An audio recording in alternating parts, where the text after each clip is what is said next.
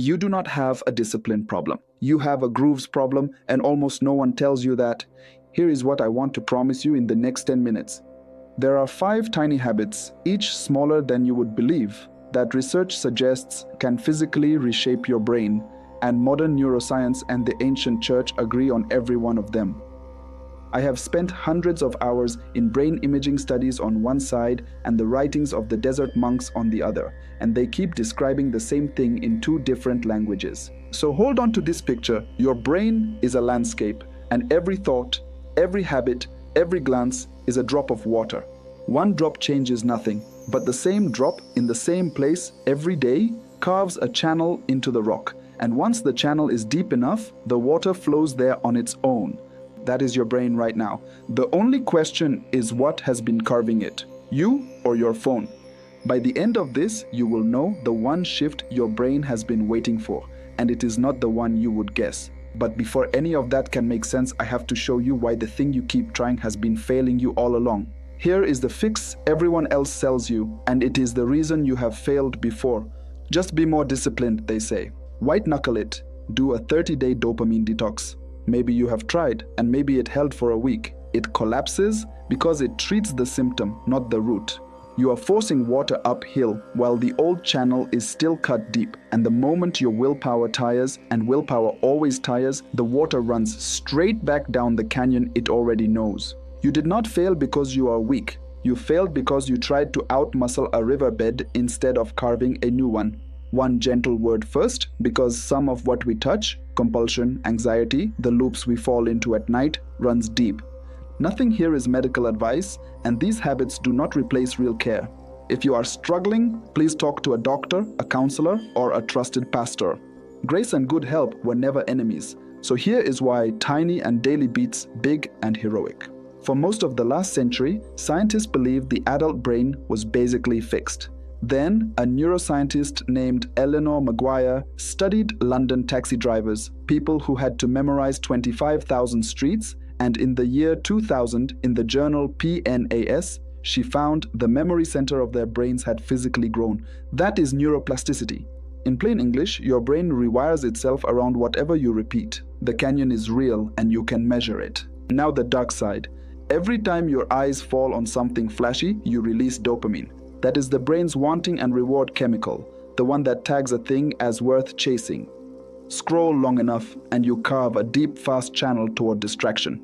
And when you drift, your mind slips into what researchers call the default mode network. That is the brain's autopilot, the channel it runs when you are not paying attention, and for most of us, it loops on worry and regret. But that loop can be drained. In the year 2016, in the journal Neuroimage, a gratitude study left a measurable trace in the brain 3 full months later. 3 months from something you can do in a minute a day. If this is already making sense, take 1 second to subscribe and tell me in the comments where you are watching from. It is genuinely the only way this channel grows. So science can photograph the broken channel in stunning detail. But that is exactly where it runs out of road. Science is brilliant at naming the broken channel. It can label it, measure it, photograph it to the millimeter, but it hands you a brain scan, not a way to live. It can tell you that you are able to be rewired. It cannot tell you how to walk through your day so that you actually are. And that is the part the ancient church worked out 1500 years before the first brain scanner existed, in words you have read without seeing. Open the book of Joshua, chapter 1, and God gives a strange command, that the word would not depart from your mouth, but that you would meditate on it day and night. We here meditate and picture an empty mind, but the Hebrew word is haga, and it does not mean empty. It means to mutter, to murmur, to say a thing over and over under your breath. Biblical meditation is repetition out loud. So here is the first pairing, and this one-to-one matching is the whole reason this channel exists. God told Joshua to repeat the word day and night. Neuroscience calls it spaced repetition, returning to the same truth again and again. Both describe the very same pathway being carved into the brain. Watch it keep lining up. In the book of Romans, chapter 12, Paul says, "Be transformed by the renewing of your mind." The word for transformed is metamorpho, where we get metamorphosis. And in the Greek, it is ongoing, a slow remaking over time. Scripture calls it renewing the mind. Neuroscience calls it neuroplasticity. your brain physically rewiring itself. Both describe the same event. In Psalm 46, God says, "Be still and know that I am God." The Hebrew is Rapha, and it does not mean sit quietly. It means let go, sink down, stop striving. Scripture calls it being still. Neuroscience calls it quieting the autopilot, that worry channel the mind runs when it drifts. Both describe the same loop, going silent. In 1 Thessalonians chapter 5, Paul says, "Give thanks in all circumstances." That is the very gratitude the brain study traced 3 months on. And in the Gospel of Matthew chapter 6, Jesus says the eye is the lamp of the body, that if your eye is single, your whole body is full of light.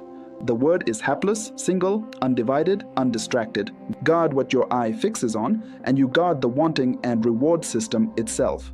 The monks knew this in their bones. A man named Evagrius Ponticus, writing in the 4th century out in the Egyptian desert, made a careful list of the intrusive thoughts that ambush the mind, so a person could catch a temptation the instant it appeared, before it carved a channel. 1600 years before brain science, he was teaching people to interrupt the autopilot at the source. So if the ancient church already mapped the cure, what does it look like in your actual week? That is where we are going. So here are the 5 drops, 5 tiny habits that together take under 2 minutes a day. The first drop is the whisper. Picture the single drop you aim at the rock on purpose. It works by repetition, the thing that carves a pathway. This is Joshua told to mutter the word day and night, which neuroscience calls spaced repetition, returning to one truth again and again. So take one verse, just one, and say it out loud. Morning and night. Hold that, because the second drop decides where all the others land. The second drop is the thanks. In the riverbed, this is clearing the silt before the water runs. It works on that emotion trace the gratitude study measured.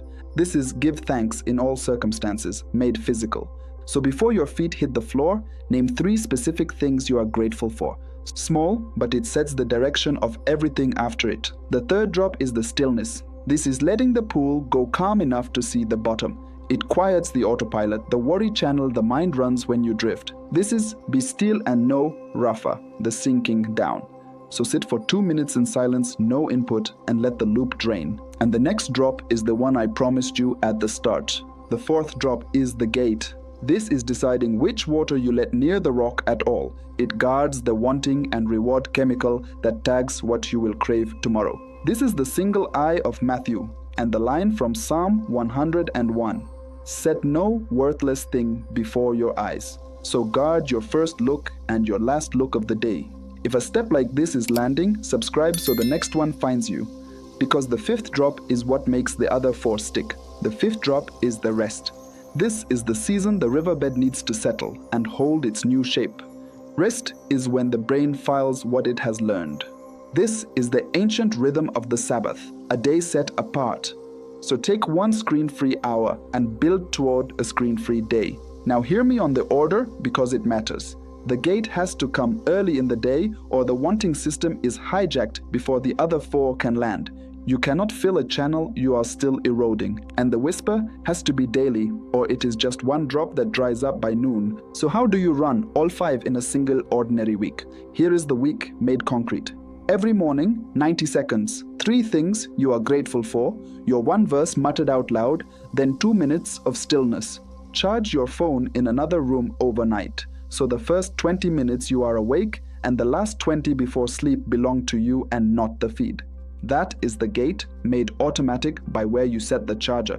Choose your verse before you ever pick up your phone. Sometime this week, do 1 removal. Log out of the single app that hijacks your eyes the most, not forever, just long enough to prove who is in charge. And pick 1 fixed hour, the same hour every week, and keep it screen-free. Walk, sit, read, pray.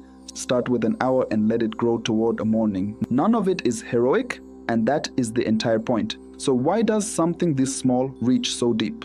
Here is what I keep coming back to. Scripture calls it being transformed by the renewing of your mind. Neuroscience calls it your brain rewiring itself. Those are not 2 claims. They are 1 event seen through 2 windows. The monks in the desert never saw a brain scan. They simply noticed that the soul, like a river, goes wherever it is carved to go. And the scientists, centuries later, photographed the riverbed. So no, you are not broken and you are not stuck. You are carved, and what has been carved can always be carved again, one drop at a time. If this gave you even one thing worth keeping, type the word carved in the comments so I know it reached you, then share it with one person who needs it. There is more waiting on this channel. The water was always going to flow somewhere. Today you get to dig the channel yourself.